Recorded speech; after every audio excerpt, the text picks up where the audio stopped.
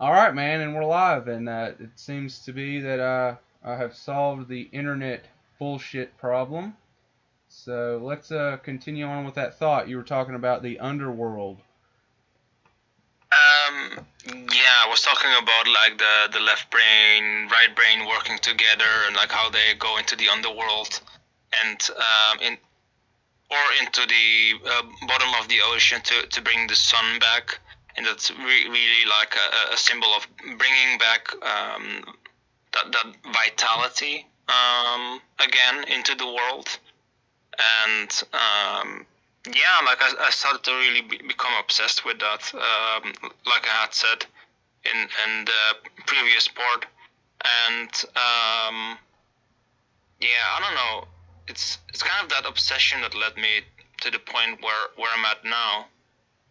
Really, because the weird thing is that I was like stuck in like one camp kind of, and then talking shit about the other camp till I kind of like started to follow this entire rabbit hole, and then came to the point where I'm at now, that I'm like seeing I guess things from another perspective.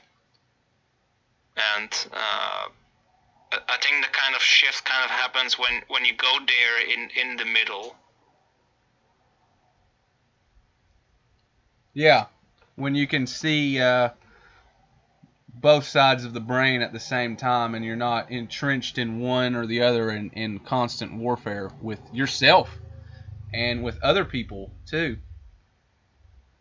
Yeah. You don't kind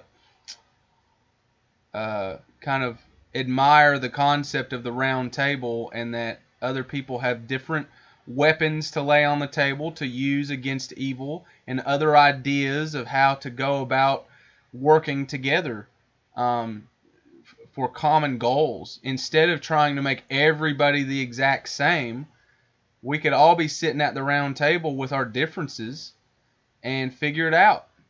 Right now, the concept of diversity is they want you to be different colors and different religions, but all have the same brain. Instead of everybody, being different, whatever, that's fine, but also having a different brain, different thoughts, different ways of seeing things, and bringing it to the round table for discussion and integration into the community.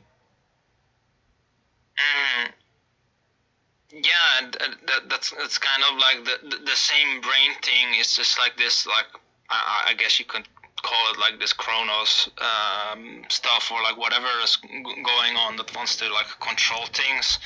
But it's this like seeing things from all these different perspectives that is what brings this life force kind of back, and makes society adaptable too. Because the thing is like we're just human, like all of us are just human, and the thing is that we don't know everything, and we all know something, but yeah, like we kind of have to like bring that piece to the round table. And in that sense, like I kind of see it like with like the princess and the frog with the golden ball, to like bring back that piece of the golden ball to like I guess restore um, that vital energy, and I guess the good order of the kingdom again. We all have this one piece of it all. Yeah, man, we each need to have our own piece of the puzzle to bring to the table. Yeah,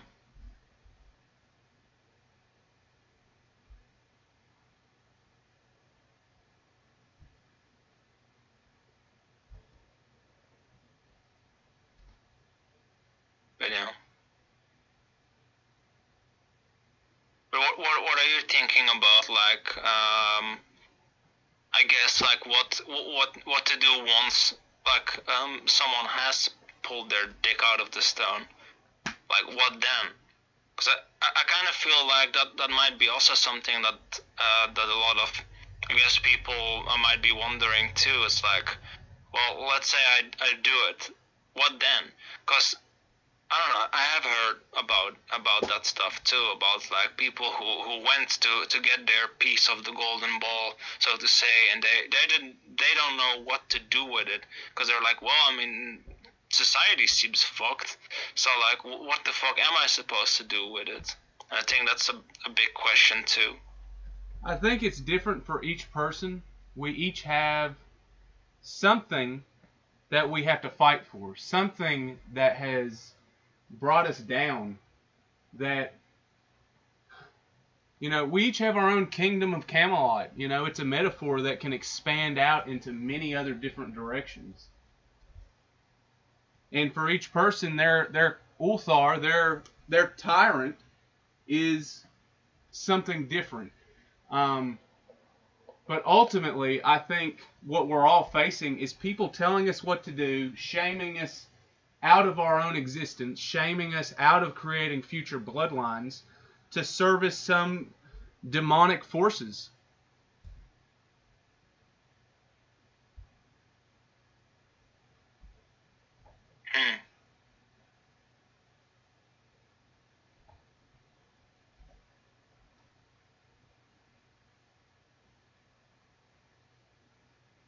Yeah.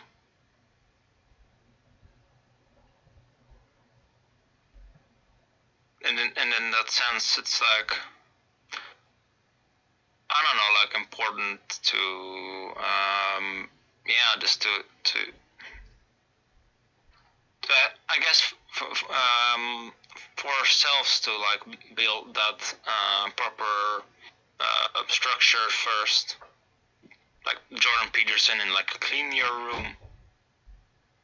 Yeah, that's the first step that we got to take. We got to clean the bullshit out of our lives, out of our rooms. Because there's a lot of clutter.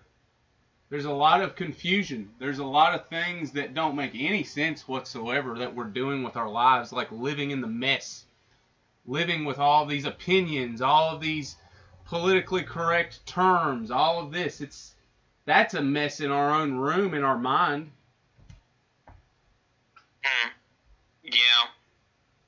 Yeah, and in some sense, like I kind of also feel like that, like the media and like social media and all these different things kind of make, I guess, the mind a real mess too, because there's so much bullshit being thrown around everywhere. Yeah, it's a total confusion, a total distraction from what we need to be focusing on, which is our own lives.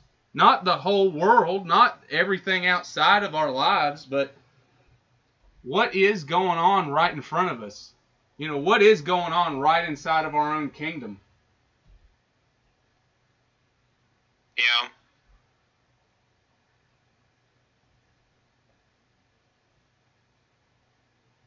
And yeah, I also feel like that, like there are all these people that are like, oh God, there's all these things happening in the world and like stuff like that, and like all this is all so corrupt and all of that. But then at the same time, it's like, yeah,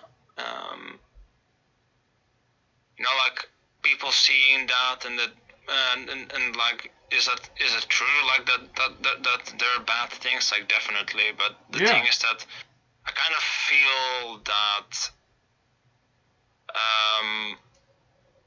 I don't know. Yeah, it's about all of us doing our own share of fixing our own kingdom, and it's gonna ripple out. I think. Yeah, sweeping our own doorstep, like the Christians say, like that's the key. And if each and every one of us start pulling our own dicks out of the stone, we'll start doing just that, getting rid of this crap, getting rid of these tyrants, getting rid of these people. And it can be tyrants in your own life, not government tyrants, just that personality type itself needs to be dealt with. Yeah. Yeah, I really think so. It's like it's that, and like the what one would call the like narcissistic type in one's life too. because it really it really fucks one up. Yeah, these narcissists are flying around everywhere trying to fuck up our lives. And if you just walk away from them, you stand up to them, you don't take that shit anymore, well, then they're gone. They don't have any power. Then, like Kronos has to run away into the hills, away from all of his children because he's terrified of them now. They've realized what they can do to defeat him. Yeah.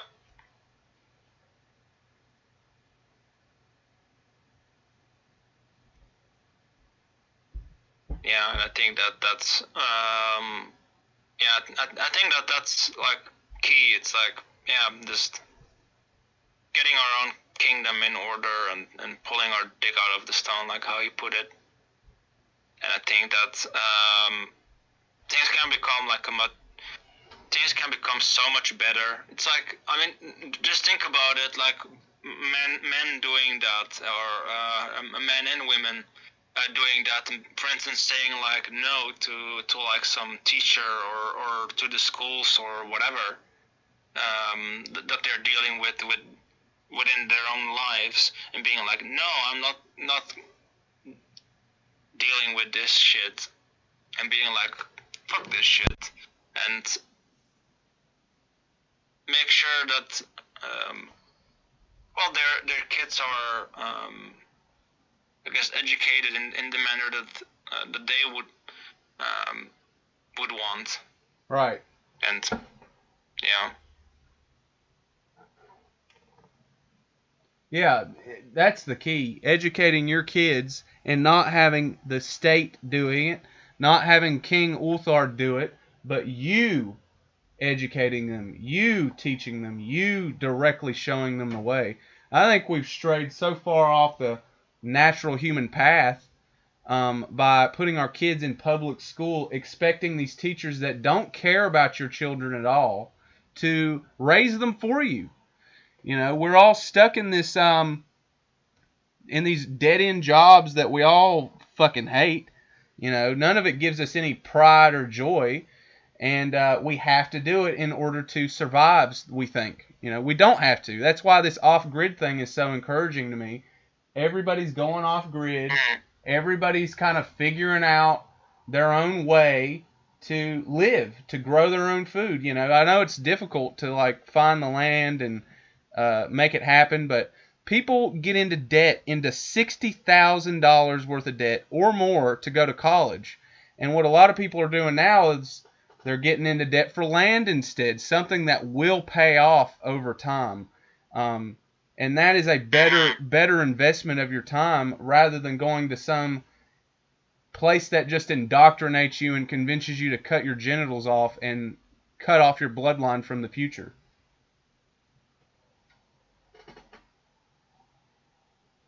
Yeah, but not just that, but a lot of the education system in general is just so detached from the world itself. Even the job market, it's like, and the thing is that there are all these young people too. It's like they have all their like education, and they have done all kinds of things, but then they can't get anywhere with it, and then they just end up settled up with a debt. Yeah, and that's that. Debt that will never work for them. They get into this debt and think they're learning something. They go out into the real world, reality, and their knowledge is useless. They don't know anything, and they're not able to do these jobs anymore. They're not able to build anything. They're not able to fix anything. They're not able to cope and work with other people. They have to fight anybody that disagrees with them, and they think that is their great work, is forever war.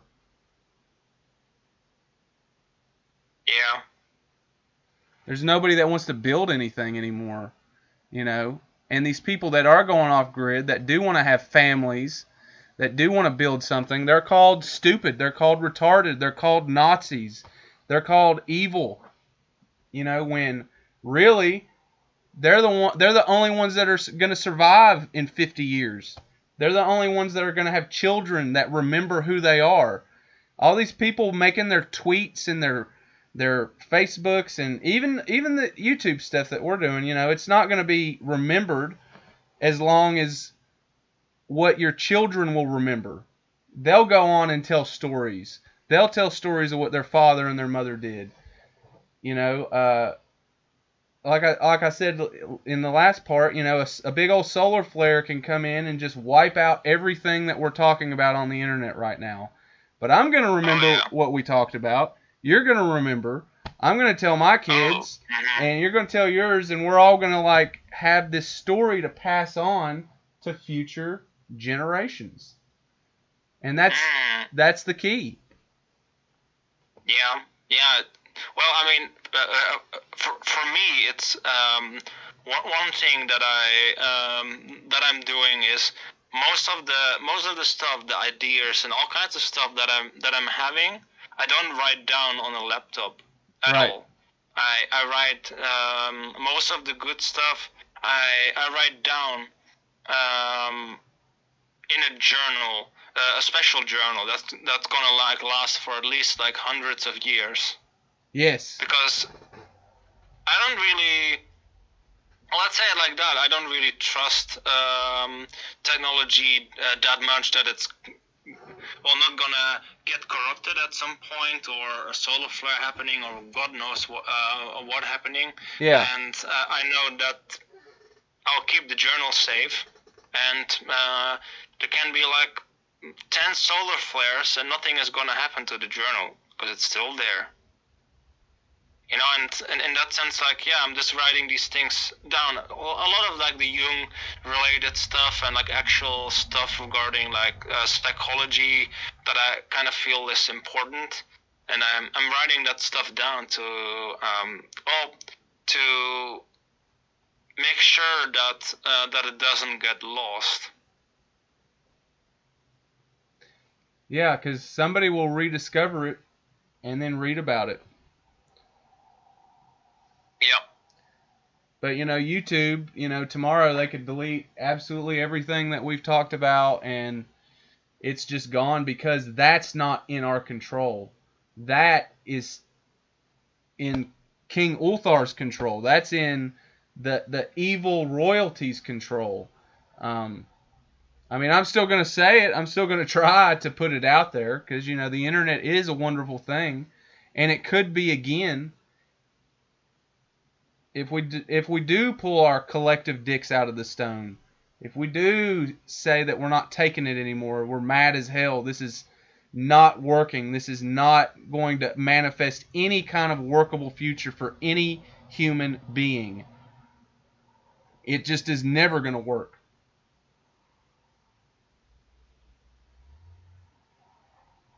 Yeah. It's not even going to work for the people that work at YouTube. Nobody is watching the bullshit anymore. Everybody's going to BitChute. Everybody's going to different platforms. Everybody's having intimate discussions elsewhere in private servers. And they're just going underground. And that's exactly how, things like stand-up comedy started in the 70s. It was these underground kind of bars, scenes that people would go to, and then they would trade videotapes around with each other, laughing and sharing these new concepts. And then what happened to stand-up comedy? It came to the surface in the 80s and the 90s. And then in the 2000s, it got banned. It wasn't allowed. And what's happened? It's gone right back underground. All of the comedy, all of the good comedy is out on BitChute. All of the people telling serious jokes that make us laugh, these forbidden concepts, that's where they're at. They're underground. Where they're safe. Where they can build communities without being struck. Without being banned. Without being deleted. Yeah. But the thing is that with all of this stuff that they're trying to delete and all of this stuff that they're doing, it's they're trying to, I guess, in a way they're trying to get the genie of consciousness back in the bottle. Right. because they're desperately trying to. But the thing is that they can try all they want, and it's not gonna go anywhere. It's just gonna rise up again and again and again till it has the chance to rise up. Plus at the same time, it's like any rigid tyrannical structure in of itself won't last, because it's not flexible, it's not adaptable, and how it is created is just so rigid that it's in of itself already dead. Yeah, it's deadwood. There's no living part of that tree anymore, and the smallest of winds will break it apart. It can't bend. It can't live in reality. It's dead. It's dead already. I mean, yeah, and that, yeah. I mean, how many people are laughing at any of these Netflix specials? You know, even Dave Chappelle's comedy was a little weak. You know, and he was going out on a branch saying some pretty controversial things, but even in the audience, people were kind of hesitant to laugh. They're scared. They're scared they're going to get singled out, and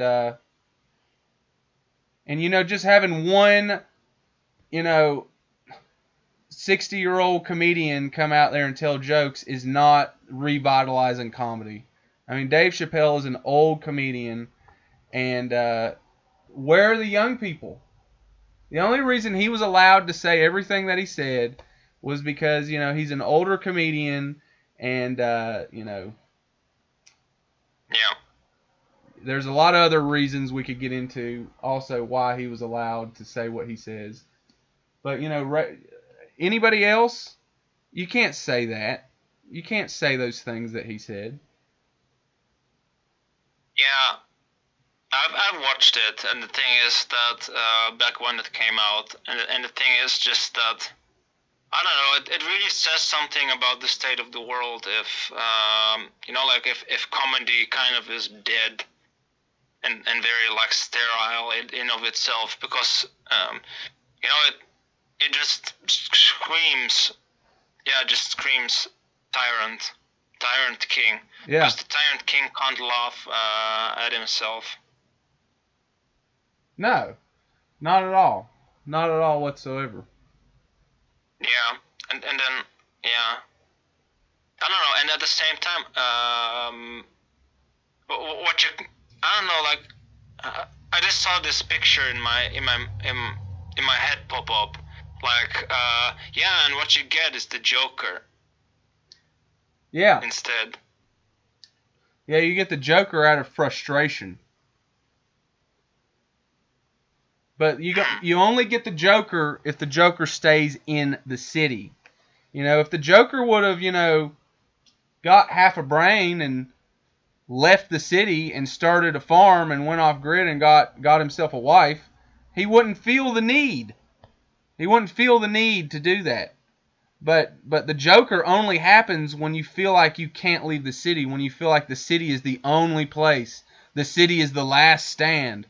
City's not the fucking last stand. The country is. Out in the nature. Out where the real world exists. What is worth it in the city to save? You know, those people that want to make those stupid little jokes on late night talk shows, you know, like the Robert De Niro character, you know, you don't need to get mad at them. You need to feel sorry for them and walk away. You know, that's where the Joker resentment comes from, is thinking that there's nowhere else to go. And then you want to destroy everything. Which, you know, hey, whatever, but I'm not into that. I think the solution is to leave, to become a barbarian, to become like a Conan the Barbarian, and not even fool with the cities. Go outside of it and make your own kingdom. Make your own friends. Make your own alliances with different people that think differently than you, but you have common goals and you want to trade with one another. That is the archetype to focus on. The Joker just leads you back into hell. It makes you the ruler of hell. I mean, is that something that has any future? No, it doesn't have any future. I understand the response. I understand why people want to delve into the Joker archetype, why it's become such a popular archetype. But there's life outside of the city. There's trees. There's crops. There's animals. There's streams. There's rivers. There's sunshine. There's rainbows. There's the moon. There's the stars that you can see again. And all that face paint will wash away in the rain of nature. Mm-hmm. Yeah. And yeah, I don't know. I really was also like, I guess like the past days, kind of thinking about the Joker too, because at some point I kind of was there too, and like tempted with regarding to like. Or like that archetype kind of was like tempting me, and I was just like, no, I'm not gonna give into that. But it's, you know, the thing is like I really understand its pull, and the thing is like, yeah, one can feel very, very frustrated, because for a lot of people it kind of just feels like, I guess that no matter what they do, the current power structure, or however you want to call that, doesn't seem to change. Nothing seems to happen to it, and then, you know, people can snap and then just go full on Joker or something. But the thing is that this is something that the Roman plebeians understood all the way back in ancient Rome. It's the patrician ruling class took them for granted, was treating them quite badly too, and was just like, nah, man, we're not going to listen to what you have to say. We're just going to do what we're going to do, and they were treating them like shit. And then the plebeians were like, you know, if you think that you don't really, I guess, need us, we're gonna go over here. And they went away. They just left. It was like a one big migration of people that were just like, well, then fuck you. And then they left, and then suddenly the patricians realized, like, oh fuck, we don't have any food to eat. Oh fuck, there are no workers. Suddenly all their luxury items and all their stuff like that suddenly was gone. And then they started begging for the plebeians to come back, for the common man to come back into the cities. And then they really had to there were quite a lot of concessions that needed to be made, even though like the patricians still tried to fuck them over, the common man, really. Yeah. But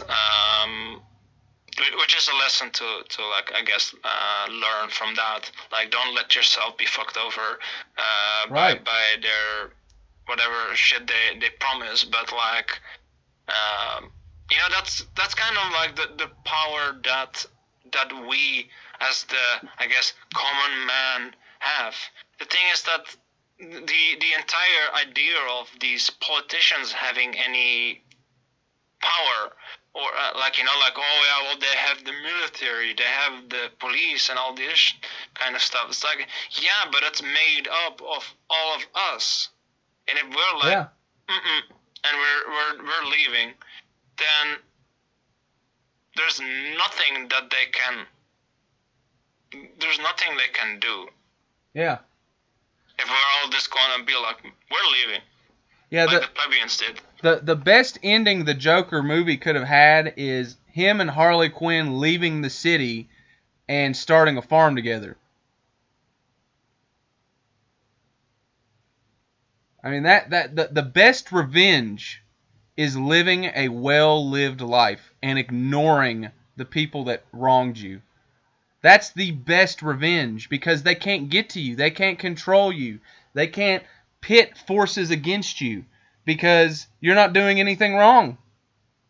You're just left. You're just gone. You're not even there anymore. And you know, if the Joker wanted to still tell jokes, he could go tell jokes with the other farmers, and I'm sure they would find it funny. They would laugh. If it was that important to him to be a comedian, you know. Yeah. You find your crowd, you find your people. You leave the wicked behind, and when they don't have you as a target, guess who they're going to target? Each other. Because they have to. They have to always have an enemy. And if you remove yourself from the equation, and you're too far away outside the city, because they're too afraid to leave the city. They're not going to leave the city to come and harass you. They're not going to do it. They're going to start eating each other alive, just like they did in Rome. Right when the barbarians surrounded them, after they had enough of the Romans invading them, they cut off all the roads. No supplies were allowed in and out. The Romans had no idea how to grow their own food, and they started eating each other. And then they got prion disease from eating human flesh, and they started to go insane. They opened the gates to the barbarians coming out screaming.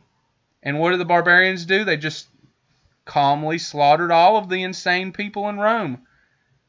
The barbarians didn't even set fire to Rome. The Romans set fire to Rome out of insanity.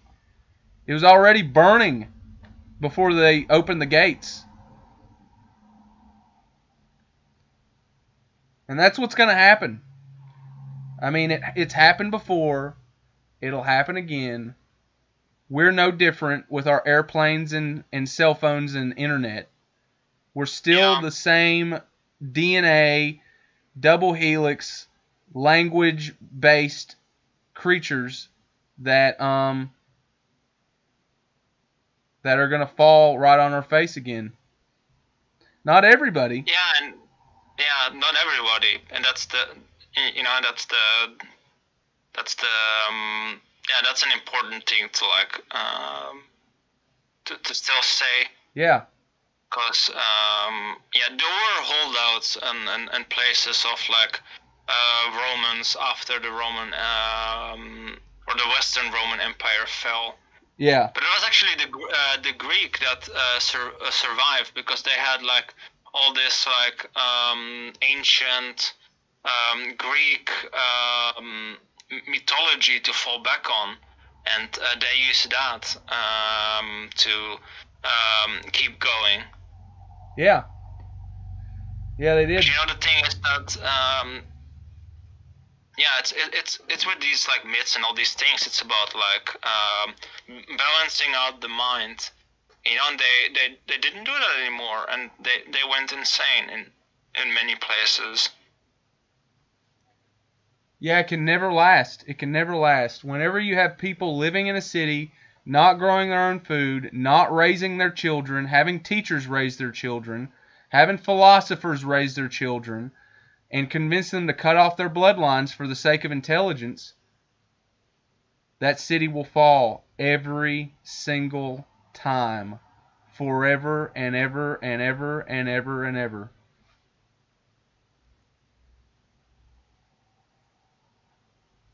It remains to be seen if there can be some kind of balance struck between the barbarian and the philosopher. I'm not so sure. I don't know. It seems to me like it's a slippery slope as soon as you start putting intelligence up above reality, thinking that you can break out of reality.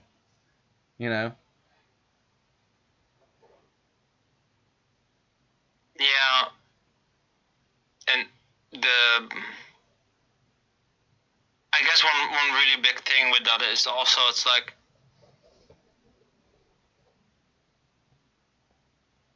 I guess it's also about just that people at some point kind of think in the manner of that all of this cultural, societal structures and jargon that we have constructed is the real thing, that is reality, but the thing is they are kind of moving further and further away of the real thing. They kind of see like the symbol, the shape, or the shadow on the wall for the real thing. Like they do not see the real world as it is anymore. And that clouds their all that clouds the view of the world and of reality, and it makes it very easy for them to become very detached and live in all kinds of different realms. Yeah. And wanting to escape too, because it's like because you get so detached from the real world, how it actually is. Yeah, there seems to be that attraction to destroy the world we live in favor of a new one that's never existed. There's no proof that it can exist for a long period of time. And fuck it all, we're going forward. Progression, like we're progressive. We're in the future. We're futurists. And I mean, I think that we can live within the patterns of the universe and do really cool shit. It's not like we can't use this technology, but we have to have some protocols, some rules that we teach our children, some ways of using it. Like a hammer. You don't want to use a hammer to go bash everybody's fucking brains in. You want to use a hammer to build things, to build houses, to break up rocks, to make things. But we don't do that with our technology. We think that any tool can be used for any other thing, and the same with our genitals, and the same with our ideas, and the same with our language. And that's not true. There's a time and a place for all things. There's a pattern that we must follow. Otherwise, we fall into depression, we fall into nihilism, we fall into cutting off our bloodlines, and we fall into rejecting families and relying on other people to do everything for us. It's like a prolonged infancy. The cities are like a womb, and it's like there are a bunch of little chattering children inside of the walls of the city, and they think that they're being progressive. They think they're in the future. Meanwhile, there's real men and real women outside of those walls that they make fun of all day long that survive. That'll be there long after they are, through oral tradition, through teaching their children the old ways. And Terrence McKenna, with all his problems and being super liberal and not seeing the full picture, he did see that we would have an archaic revival. He did see that people are going to go back to the old ways because these new ways suck. They're not enchanted with anything real. They don't help you figure out the pattern of the earth to live inside of it. He saw it. He saw everybody going back to wanting to have a farm. Everything was going to become so novel, filled with so much novelty, including language itself, that everyone would get soul sick and reject it all. And that's what's happening. People are leaving the cities left, right, and center in favor of the country lifestyle. Yeah, and I'm I don't know. I'm also kind of just feeling this that I don't know with regards to all of that with the city in that you call it a womb of sorts, and in a way it is like an artificial construction to well, I guess keep us safe from the outside forces of chaos. But the thing is that if you build up that if you just build up that wall and you just and you build that wall very very thick, then how thicker you make it, or like symbolically speaking, how further removed from life you become. Yeah. And the thing is that um,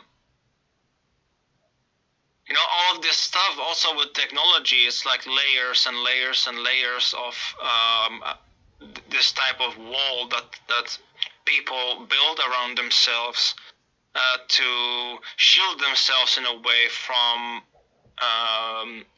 the world itself, the dangers of the world. And the thing is that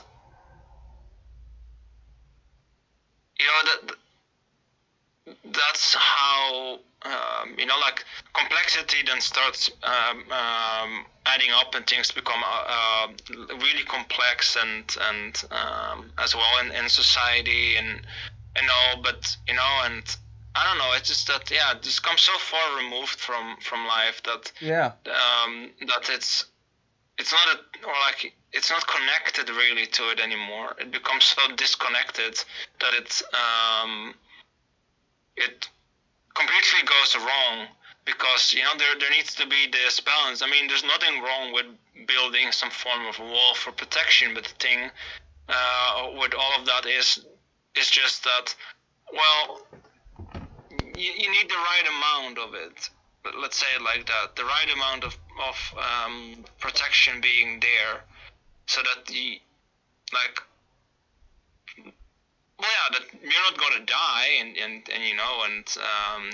can have a family and pass on your genes and your traditions, and your family traditions, or and your stories and songs and all of that. Like, yeah, but if it gets to the point that you got so far removed from reality, then it becomes very dangerous.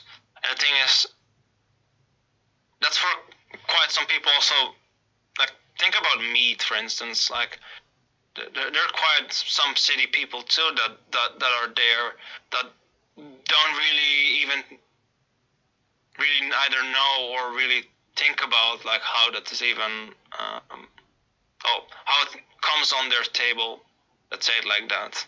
Yeah. And a lot of other things, and they just don't know any of that stuff. It's like the story of what I had brought up about that person, and that knowing that milk comes from cows. It's like, it's just He probably thinks sad. it comes from almonds. Probably. But everybody thinks complexity is better. Complexity is pushing forward, but really, complex things fall apart in the wind and in the rain. In the world that we live in, anything that's complex dies. Anything that's complex falls apart and stops working. And by living in that womb of the city constantly, without its protection, you don't have the strength to live on outside of the womb of the city. You need this, you need that, you need here, you need there. You need air conditioning. You need all these walls. You need a truck to bring you your food. You need all of this shit. You need electricity. And then when the power goes out, what does everybody do? Everybody freaks the fuck out. Like, why? There's these little skinny power lines all over the place, and when one is cut, everything falls apart. And you guys think you're in the future? You think you're advanced? You think you're better than everybody out in the farms? That's where it's funny. That's where the joke is. It's not. It's pathetic, really. It's sad. They have my sympathies.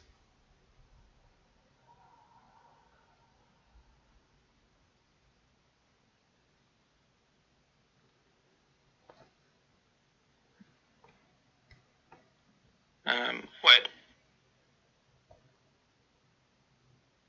Just gonna get something to drink quick. Yeah, go for it, man.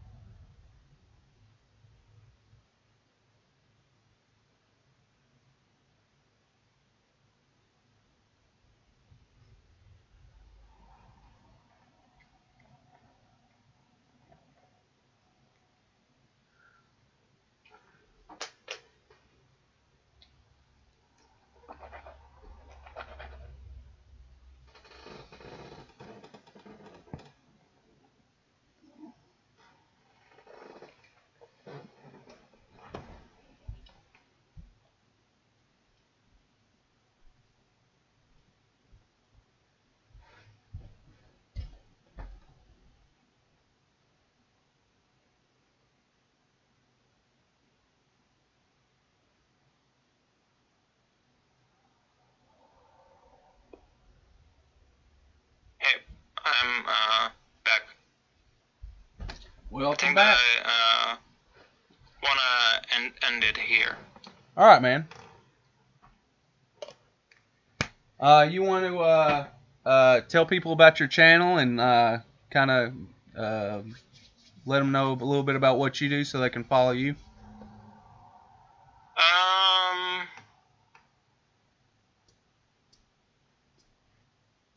Well, yeah. I mean, you can just, I guess, in YouTube just type in Basareas and you'll find me. Okay. I'll do that, man. I'll leave a link of your channel in the description, and people can follow you, man. Well, this was a great discussion, man. I think we explored a lot of stuff that we've talked about in private and put it out there for everybody to kind of listen to and integrate and understand in their own way. Yeah. So I really appreciate it, man. It's been fun. Oh yeah. Yeah, man. Likewise. All right, I'll go ahead and end the stream. Thank you, everybody, for listening. Sorry about the internet interruptions, but I'll get that figured out and make sure they're a lot smoother without the dog barking, the phone ringing, and the internet going out. And then Yeah. then I had to fight a wasp earlier too. I didn't talk about that, but had to deal with that a little bit. Boy. Just a bunch of shit. But we got through it, man. We got through it. Yeah, we did. We had about 2 hours of good discussion, man. So yeah, thanks. Well, all right. Thanks, everybody. See you later. Yes.